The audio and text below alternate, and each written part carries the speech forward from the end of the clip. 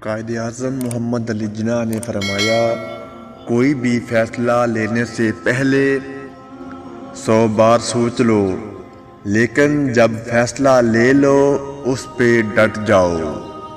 ہم جتنی زیادہ تکلیفیں سہنا اور قربانیاں دینا سیکھیں گے، اتنی ہی زیادہ پاکیزہ، خالص اور مضبوط قوم کی حیثیت سے ابھریں گے۔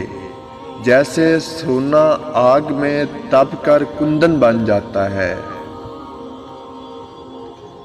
میں درست فیصلے لینے پر یقین نہیں رکھتا، بلکہ فیصلہ لے کر اس سے ایک بہترین فیصلہ ثابت کرتا ہوں۔ اپنی تنظیم اس طور کیجیے کہ کسی پر بھروسہ کرنے کی ضرورت نہ رہے۔ یہی آپ کا واحد اور بہترین تحفظ ہے۔ اس کا یہ مطلب نہیں کہ ہم کسی کے خلاف بدخواہی یا عناد رکھیں۔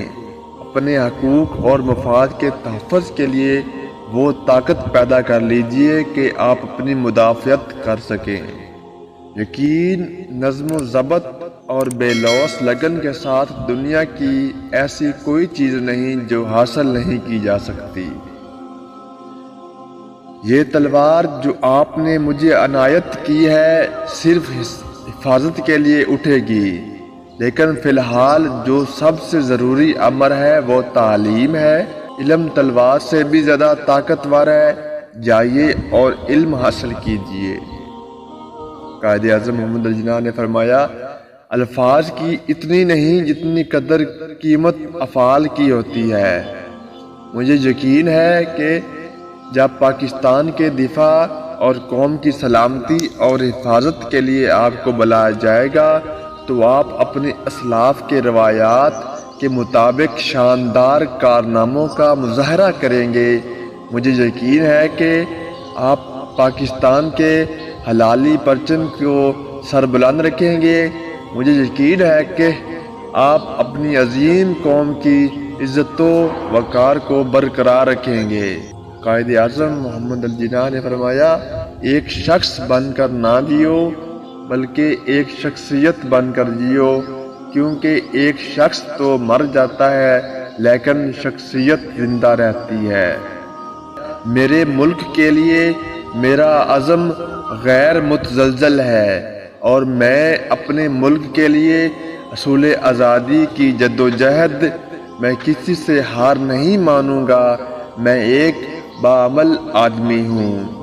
قائد اعظم محمد علی جناح نے فرمایا، مسلمان جھکنے کے لیے پیدا نہیں ہوا، اگر اسے جھکانے کی کوشش کی تو بابر بن جائے گا۔ یہ ٹیپو سلطان کی صورت میں نمودار ہوگا۔ یہ ٹیپو سلطان کی صورت میں نمودار ہوگا۔ یہ مر جائے گا لیکن محکومی قبول نہ کرے گا۔ قائد اعظم محمد علی جناح نے فرمایا، امید اچھی رکھو لیکن تیاری برے حالات کے حساب سے کرو۔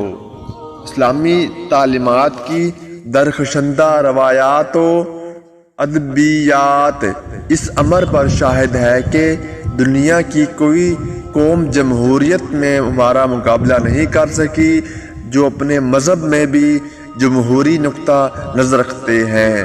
ہم نے پاکستان حاصل کر لیا لیکن یہ ہمارے مقصد کی ابتدا ہے۔ ابھی ہم پر بڑی ذمہ داریاں ہیں۔